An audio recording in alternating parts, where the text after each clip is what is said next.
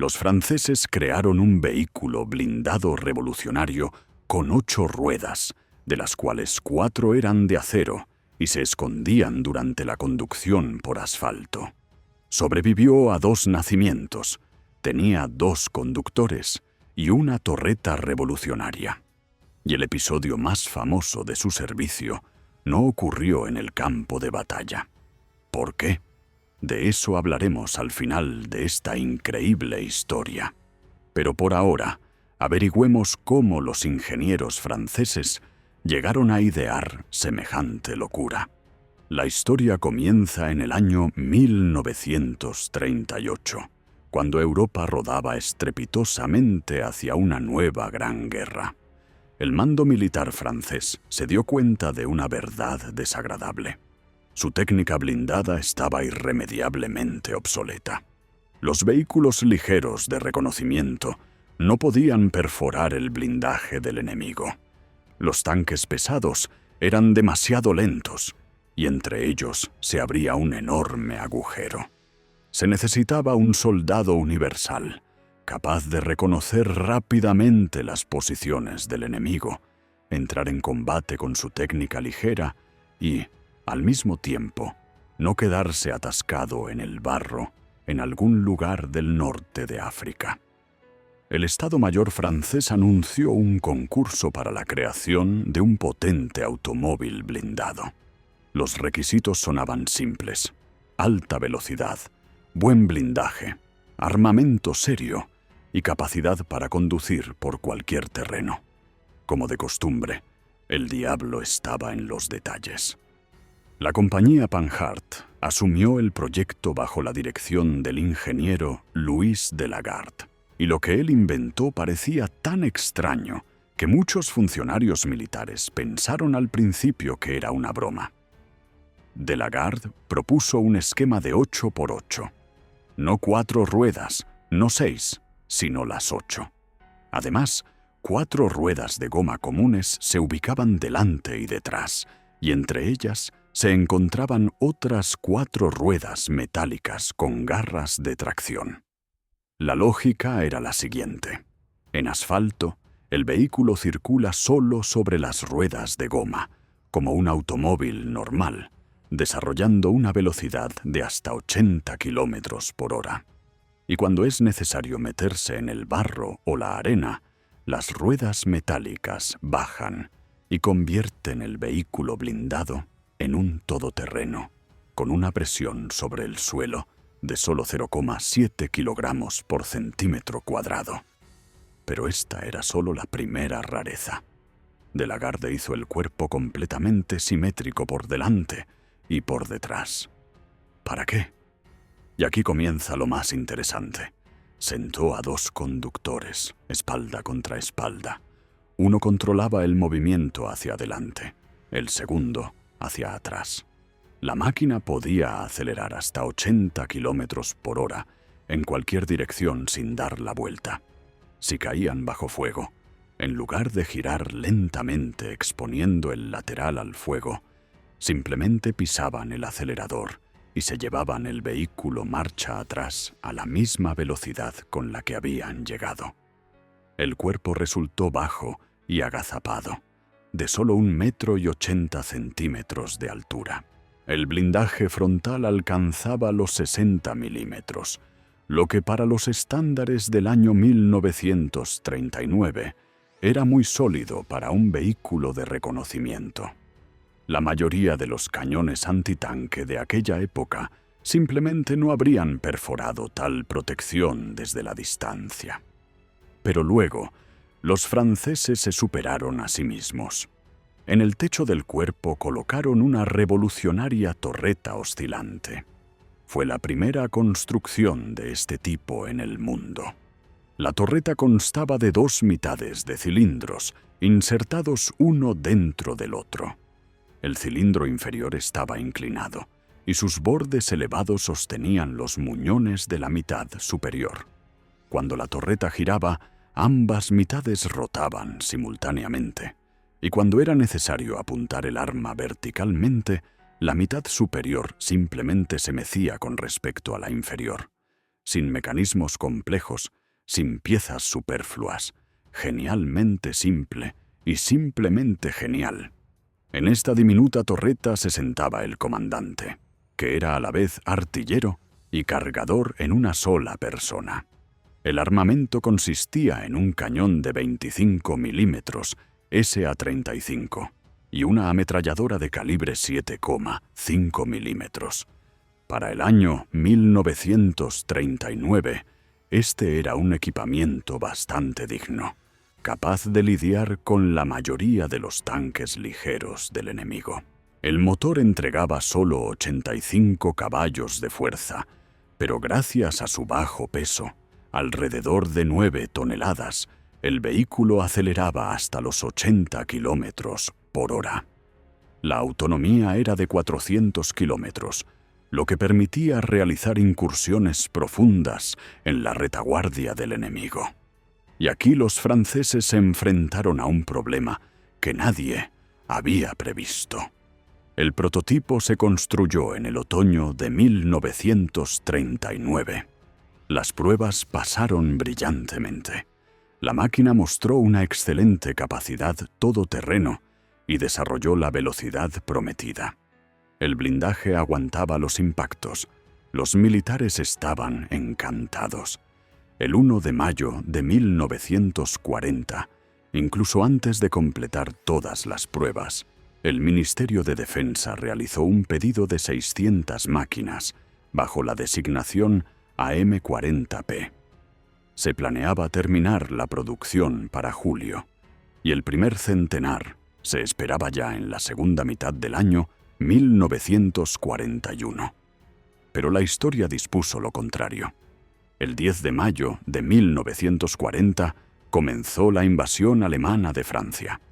La Blitzkrieg se abatió sobre las posiciones francesas con una fuerza monstruosa.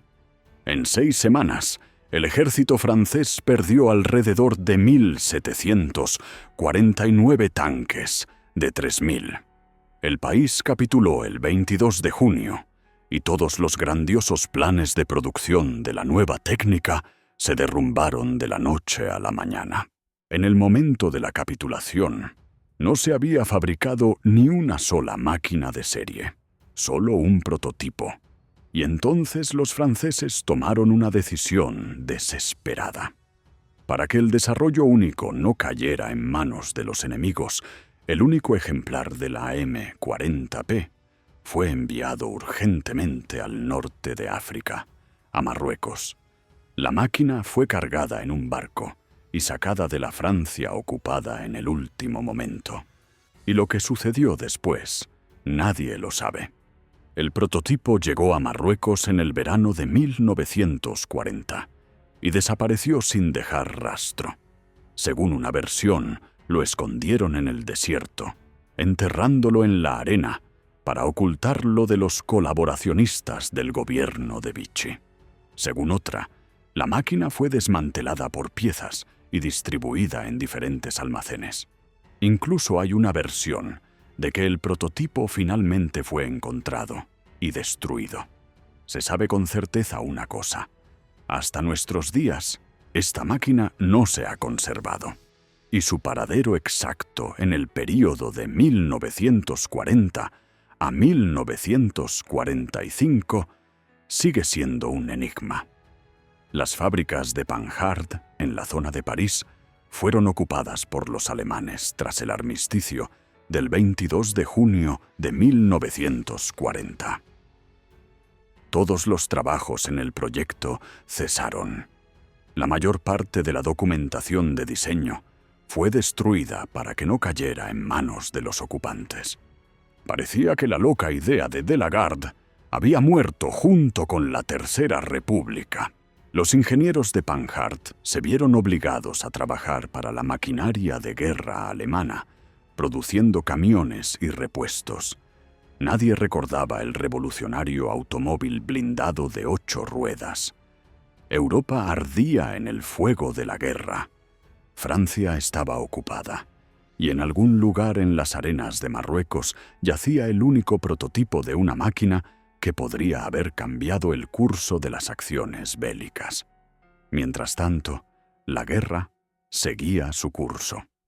Las tropas coloniales francesas en el norte de África obedecían primero al gobierno de Vichy, luego se pasaron al bando de los aliados tras la Operación Torch, en noviembre de 1942. Los estadounidenses y británicos desembarcaron en Marruecos y Argelia. Expulsaron de allí a las tropas del Eje y comenzaron la ofensiva hacia Túnez. Y el prototipo AM-40P seguía en algún lugar, olvidado por todos. Pasaron los años. Francia fue liberada en agosto de 1944. París se regocijaba. De Gaulle desfiló triunfalmente por los Campos Elíseos. El país comenzó a recuperarse tras la ocupación, pero el ejército se encontraba en un estado catastrófico. La técnica blindada estaba destruida o irremediablemente obsoleta. Era necesario crear urgentemente nuevas máquinas. Y entonces alguien de los ingenieros de Panhard recordó el proyecto de 1939. Casi no quedaba documentación. El prototipo había desaparecido, pero la idea era tan buena que los franceses decidieron revivir el proyecto desde cero. Y aquí comenzó un capítulo completamente nuevo en la historia de esta loca máquina, que finalmente serviría a Francia durante casi 4 décadas y se convertiría en uno de los símbolos más reconocibles de los blindados franceses. La guerra había terminado, pero Francia yacía en ruinas. El imperio colonial crujía por las costuras y sin armamento moderno era imposible retener Indochina y el norte de África. En septiembre de 1949, el Ministerio de Guerra francés anunció un nuevo concurso para un vehículo blindado de reconocimiento. Los requisitos eran los mismos que en 1938, pero ahora el listón había subido. Panhard presentó su proyecto, basado en el modelo de antes de la guerra 201. En diciembre de 1949, los militares eligieron al ganador. Fue Panhard con su loca construcción de 8 ruedas. El proyecto recibió la designación Panhard 212 y más tarde fue renombrado como EBR, que significaba Engine Blindé de Reconnaissance, vehículo blindado de reconocimiento. Pero este no era en absoluto aquel prototipo que desapareció en Marruecos. Casi no quedaba documentación, por lo que los ingenieros tuvieron que crear la máquina de nuevo. Y entonces resultó que en 10 años el mundo había cambiado hasta volverse irreconocible. Durante la guerra, los calibres de los cañones de los tanques crecieron 1 vez y media o 2 veces. El cañón de 25 milímetros del prototipo de antes de la guerra ahora parecía un juguete para niños. Los franceses tomaron una decisión radical. La nueva máquina recibiría un cañón de 75 milímetros SA-49, el mismo que estaba en los tanques estadounidenses Sherman IM-4. Era un cañón potente con una velocidad inicial del proyectil de 600 metros por segundo, capaz de perforar 70 milímetros de blindaje a una distancia de 1000 metros. Pero ¿cómo meter semejante mole en el cuerpo bajo de un vehículo de reconocimiento? La respuesta estaba en la torreta oscilante. La torreta FL-11 fue diseñada específicamente para el cañón de 75 milímetros. Constaba de 2 mitades, pero ahora era más grande, más robusta y albergaba a 2 personas, el comandante y el artillero. El cañón estaba fijado rígidamente a la mitad superior de la torreta, que oscilaba hacia arriba y hacia abajo para apuntar verticalmente. La tripulación aumentó de 2 a 4 personas. 2 conductores se sentaban en la proa y la popa del cuerpo, espalda contra espalda. El comandante y el artillero se ubicaban en la torreta. Cada conductor tenía su propio juego completo de controles y podía conducir la máquina a toda velocidad en su dirección. ¿Qué creen que sucedió cuando probaron este sistema en la práctica? Resultó que la idea era genial. La máquina realmente podía escapar instantáneamente del fuego marcha atrás, desarrollando la misma velocidad que hacia adelante, sin giros, sin pérdida de tiempo. Veía al enemigo, disparaba e inmediatamente arrancaba hacia atrás a toda velocidad.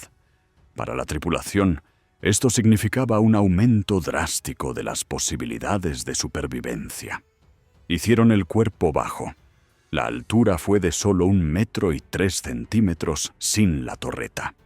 Con la torreta, la altura total alcanzaba los 2,32 metros.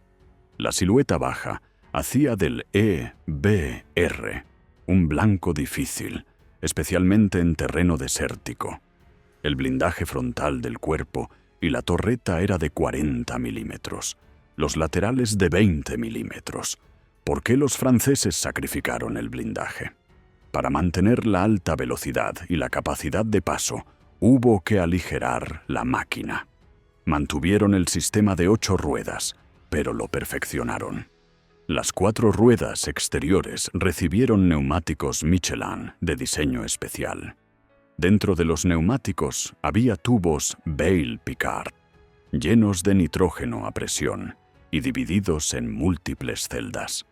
Si una bala perforaba el neumático, solo una celda perdía presión. Las demás seguían manteniendo la forma.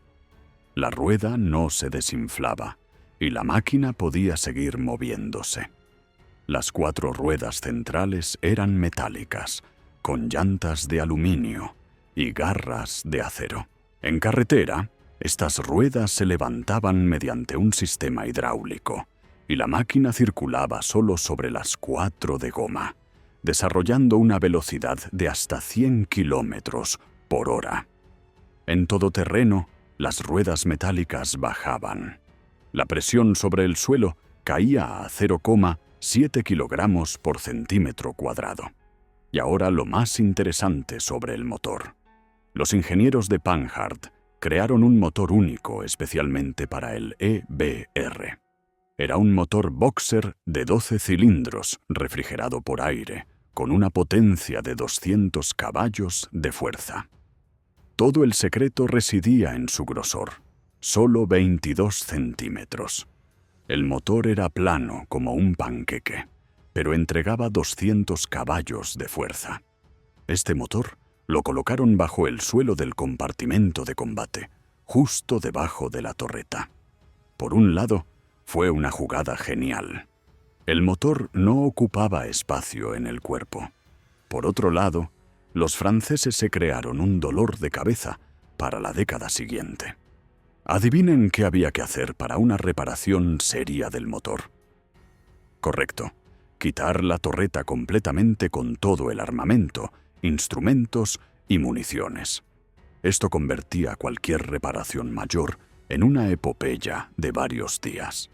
En condiciones de campo, reparar el motor era prácticamente imposible. Había que evacuar la máquina a la base, lo que en las condiciones de las guerras coloniales en algún lugar profundo del Sahara se convertía en un problema grave. Pero también había ventajas.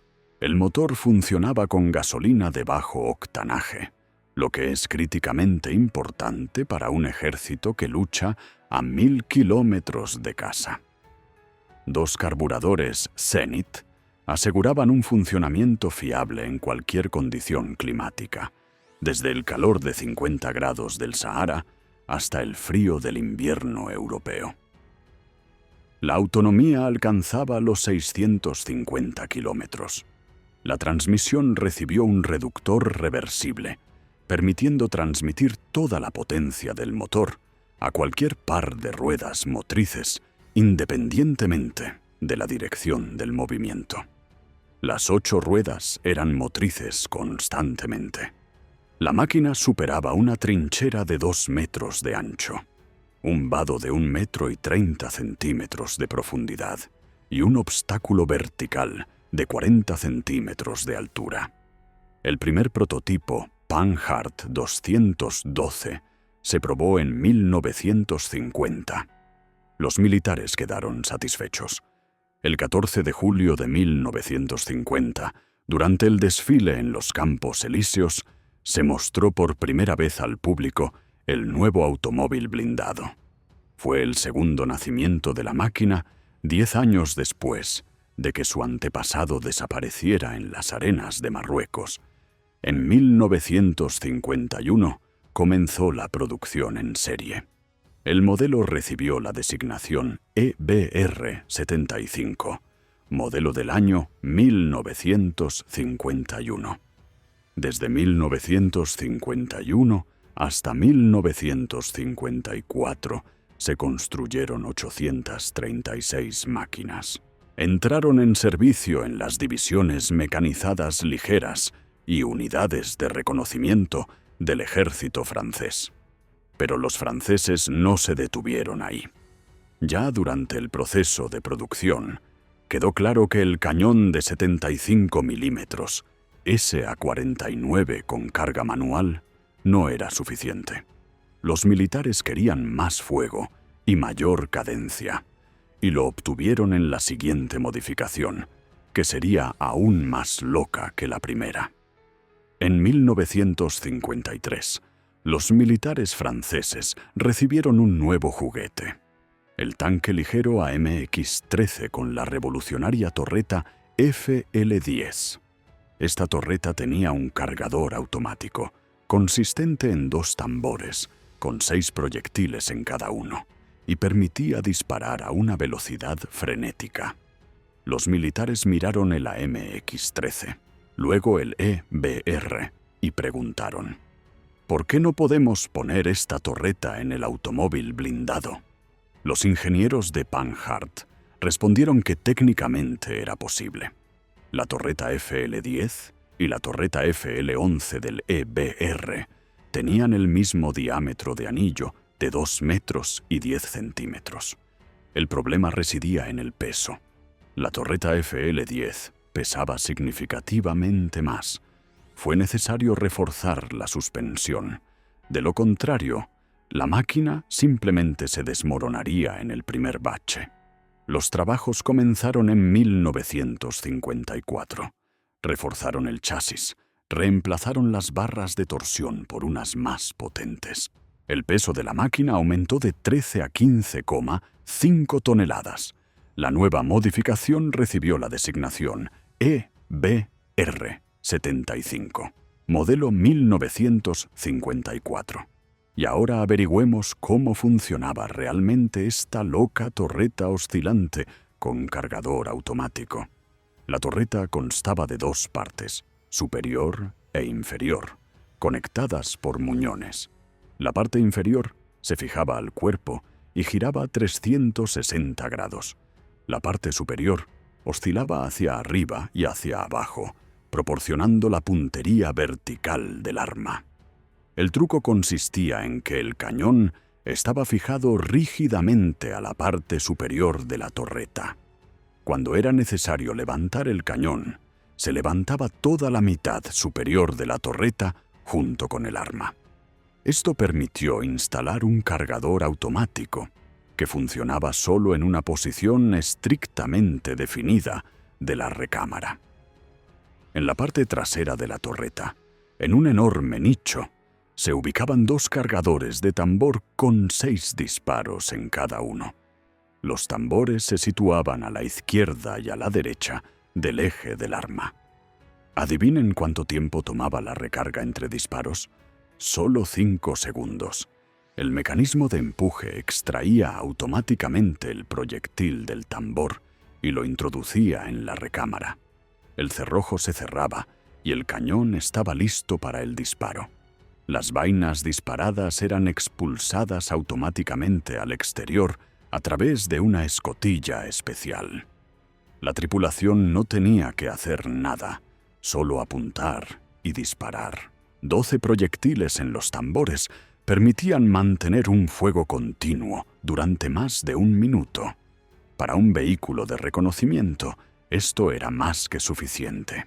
Atacaba, Disparaba 12 proyectiles y huía a máxima velocidad. Pero ¿qué pasaba cuando los tambores se vaciaban? Aquí comenzaban los problemas. Para recargar los tambores, el comandante de la máquina debía sacar manualmente los proyectiles de los estantes en el cuerpo e introducirlos en los huecos de los tambores.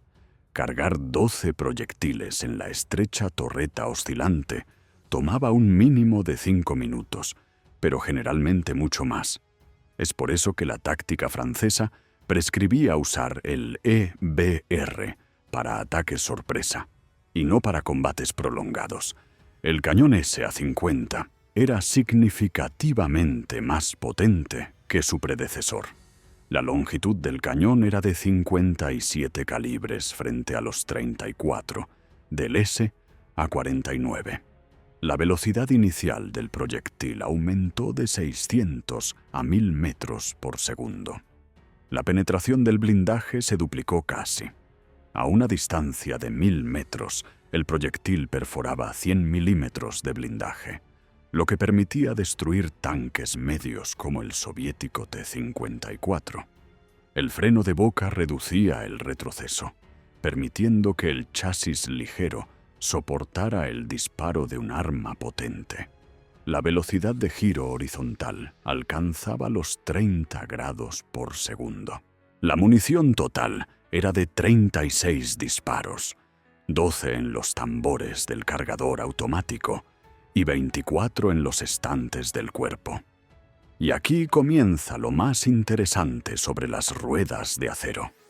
Muchos todavía no entienden por qué los franceses inventaron este sistema con ruedas metálicas elevables. La lógica era simple, pero genial. En asfalto, los neumáticos de goma proporcionan un excelente agarre, bajo nivel de ruido y alta velocidad. La máquina corre a 100 km por hora, casi en silencio, lo cual es críticamente importante para el reconocimiento. Pero en la arena o el barro, las ruedas de goma comienzan a hundirse. 4 ruedas no son suficientes y la máquina se atasca. La solución: añadir otras 4 ruedas, pero metálicas, con garras desarrolladas. Cuando la máquina sale del asfalto, el conductor presiona un botón. El sistema hidráulico baja las ruedas metálicas y la presión sobre el suelo cae casi al triple. Las ruedas metálicas eran más pequeñas que las de goma. Tenían llantas de aluminio con garras de acero soldadas. Cada rueda metálica pesaba solo 80 kilogramos frente a los 250 de la de goma. El ahorro de peso era de 680 kilogramos. ¿Cuánto tiempo creen que tomaba subir o bajar las ruedas metálicas? Unos 15 segundos. El conductor presionaba el botón. Los cilindros hidráulicos se activaban y las ruedas bajaban o subían suavemente. Se podía hacer en marcha, aunque generalmente se detenía la máquina. Cuando las ruedas metálicas estaban bajadas, la máquina se convertía en un verdadero todoterreno. Pasaba por arena donde se habrían atascado cualquier automóvil común. Superaba pantanos, cruzaba vados de hasta 1,30 metros de profundidad. La presión sobre el suelo en modo 8x8 era de 0,7 kilogramos por centímetro cuadrado, menos que la de un pie humano. Pero había otra cara de la moneda. Sobre las ruedas metálicas, la velocidad caía a 60 o 70 kilómetros por hora. El ruido aumentaba muchas veces. Las garras golpeaban la tierra, creando un estruendo salvaje. De la discreción, uno se podía olvidar. Se oía la máquina a 1 kilómetro. El consumo de combustible aumentaba 1,5 veces. Por eso la táctica de uso era así. En marcha por carreteras, ir en modo 4x4. Rápido, silencioso, económico. Al acercarse al terreno difícil, cambiar al modo 8x8, sacrificando la velocidad en aras de la capacidad de paso. Tras cumplir la misión, volver a la carretera, levantar las ruedas metálicas y correr de nuevo a máxima velocidad. La dirección funcionaba solo en las 4 ruedas de goma, delanteras y traseras. Las ruedas metálicas no giraban. Esto simplificaba la construcción, pero limitaba la maniobrabilidad en todo terreno. El radio de giro era de solo 6 metros, lo que para una máquina de 6 metros y 15 centímetros de largo era un indicador excelente. La suspensión de las 8 ruedas era independiente con barras de torsión. Esto aseguraba la suavidad de la marcha, incluso en terreno irregular. La máquina podía superar trincheras de 2 metros de ancho, obstáculos verticales de 40 centímetros de altura y subir pendientes de hasta el 60%. De 1954 a 1956 se construyeron 279 máquinas del modelo 54. Entraron en las unidades de reconocimiento de élite y demostraron su valía en combate de manera excelente. La cadencia de tiro se triplicó en comparación con el primer modelo. La penetración del blindaje se duplicó. La capacidad de paso se mantuvo en el mismo alto nivel. Pero los franceses tampoco se detuvieron ahí, porque en los años 60 aparecieron tanques contra los cuales el cañón de 75 milímetros ya no funcionaba, y se requirió un armamento aún más potente que convirtiera al EBR en un verdadero asesino de tanques. A principios de los años 60, el mundo de los tanques cambió de nuevo. Aparecieron el soviético T-62, el estadounidense M-60 Patton y el británico Centurion, con un blindaje que el cañón de 75 milímetros ya no podía perforar. El ejército francés se encontró ante una elección: o dar de baja el EBR o modernizarlo para las nuevas realidades. Los militares eligieron la segunda opción. En 1963 comenzó el programa de rearme. Adivinen qué decidieron hacer con las 836 máquinas del modelo 51 con el obsoleto cañón de 75 milímetros. No las dieron de baja. El tubo del cañón de 75 milímetros CA-49 fue rectificado hasta el calibre 90 milímetros e instalaron un freno de boca. Resultó el arma CN-90F2 de baja presión, desarrollada especialmente para disparar proyectiles de carga hueca acumulativos. De 1964 a 1968, 650 máquinas pasaron por la modernización y recibieron la designación EBR-90. El cañón de 90 milímetros CN-90F2 tenía una velocidad inicial del proyectil de solo 750 metros por segundo, lo que era menos que en el viejo SA-50.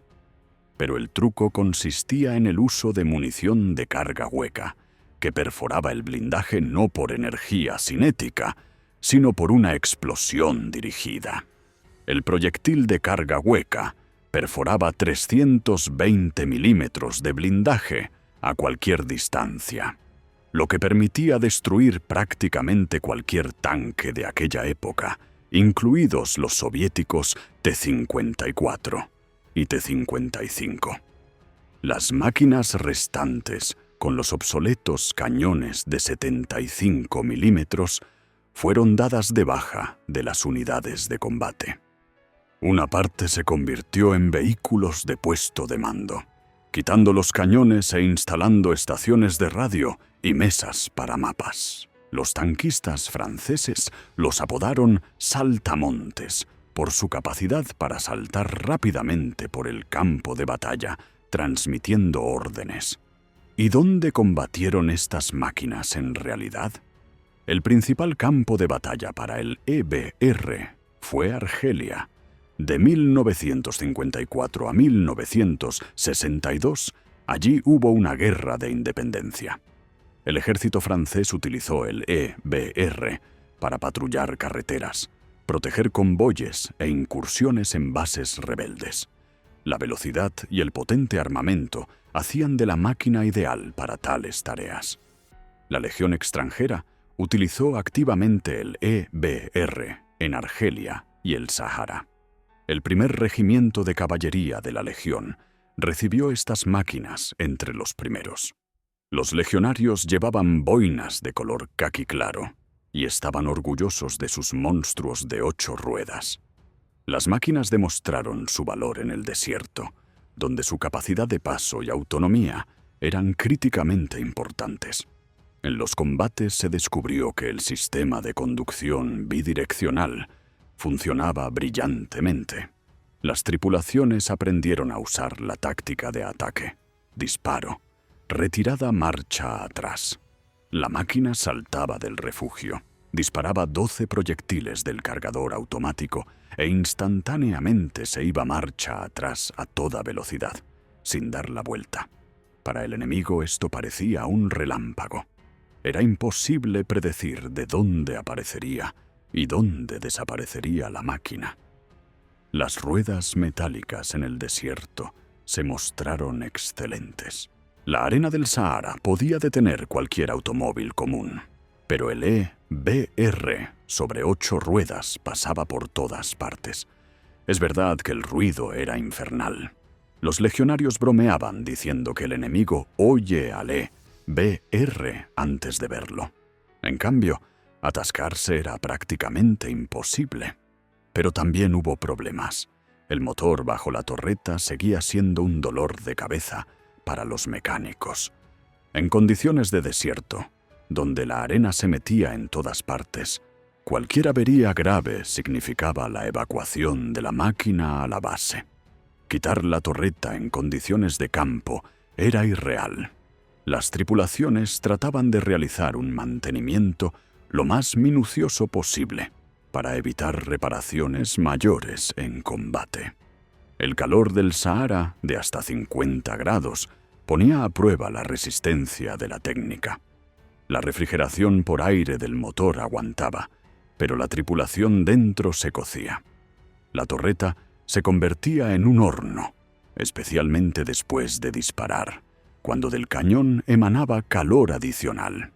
Había que beber litros. El ejército portugués compró 78 máquinas del modelo 54 con la torreta FL-10. Los portugueses combatieron en sus colonias africanas en Angola, Mozambique y Guinea-Bissau desde 1961 hasta 1975. El primer grupo de caballería recibió el apodo de Dragones. Sus EBR patrullaban selvas y sabanas, luchando contra partisanos. En las selvas, las ruedas metálicas resultaron menos útiles que en el desierto. El suelo húmedo y la densa vegetación limitaban la capacidad de paso. En cambio, en las carreteras y en la sabana, las máquinas se mostraron magníficas. El cargador automático daba una enorme ventaja en los enfrentamientos fugaces con los rebeldes. Los portugueses también utilizaron una versión especial EBR-VTT, un transporte blindado de personal basado en el EBR. 28 de estas máquinas se construyeron especialmente para Portugal. En lugar de la torreta instalaron una caseta abierta con una ametralladora de 12,7 milímetros y en el interior se alojaba un desembarco de 12 combatientes. Estas máquinas acompañaban a los EBR de combate, proporcionando apoyo de infantería. Cierta cantidad de EBR recibieron Marruecos, Túnez, Mauritania e incluso Alemania Occidental e Indonesia. En total, durante los años de producción, de 1950 a 1960, se construyeron alrededor de 1.200 máquinas de todas las modificaciones. Fue un éxito serio para la industria de defensa francesa. En el ejército francés, los EBR sirvieron hasta 1987. 36 años de servicio para un automóvil blindado es un plazo sobresaliente. La máquina fue reemplazada por el más moderno AMX 10RC, con fórmula de ruedas 6x6 y cañón de 105 milímetros. Pero el EBR quedó en la memoria como una de las máquinas de reconocimiento más exitosas e inusuales de la historia. Y ahora ha llegado el momento de contar el episodio más famoso del servicio del EBR, que no ocurrió en el campo de batalla, sino en un funeral, y que prometimos al principio de esta historia. El 9 de noviembre de 1970, Charles de Gaulle murió en su residencia de la Boisserie por la rotura de un aneurisma. El mayor líder de Francia del siglo XX se fue en silencio, sin testigos. El mundo estaba de luto. 80 jefes de Estado llegaron a París, pero de Gaulle ya había escrito su testamento en el año 1952. Quería un funeral sencillo en el pueblo de Colombey, sin presidentes, ministros, diputados, solo la familia y militares sin música ni orquestas. Y aquí surgió la pregunta: ¿en qué llevar el ataúd desde la residencia hasta la iglesia? Se necesitaba una máquina modesta pero digna. Alguien recordó el Panhard EBR, la máquina que personificaba el genio militar francés. Pero quitaron la torreta. No se puede llevar el ataúd de un general en una máquina de combate con cañón. El 12 de noviembre, alrededor de las 3 de la tarde, el ataúd, cubierto con la tricolor, fue colocado en la plataforma del EBR. La máquina se puso en marcha lentamente. A lo largo del camino había miles de personas. Cuando el cortejo pasaba, la gente lloraba, saludaba, levantaba 2 dedos en señal de victoria. La campana tocaba a muerto. ¿Por qué precisamente el EBR? Esta máquina encarnaba todo lo que de Gaulle valoraba: pensamiento no estándar, construcción única, tenacidad, 2 nacimientos, 40 años de servicio, eficacia en las guerras coloniales que de Gaulle terminaba, modestia. Sin la torreta parecía simple, pero los conocedores entendían que era una leyenda. En la iglesia bajaron el ataúd. 12 jóvenes habitantes de Colombey lo llevaron adentro. La misa fue corta y sencilla. De Gaulle fue enterrado junto a su hija, Anne. En el mármol blanco, una inscripción simple: Charles de Gaulle, 1890-1970. El EBR cumplió su última misión. La máquina que nació 2 veces, combatió en Argelia y Angola, se convirtió en el último transporte del más grande de los franceses. Fue un honor del que pocos fueron dignos. Si les gustó esta historia, suscríbanse al canal, denle a me gusta. En las próximas emisiones contaremos sobre otros proyectos locos de la técnica militar. Hasta la próxima.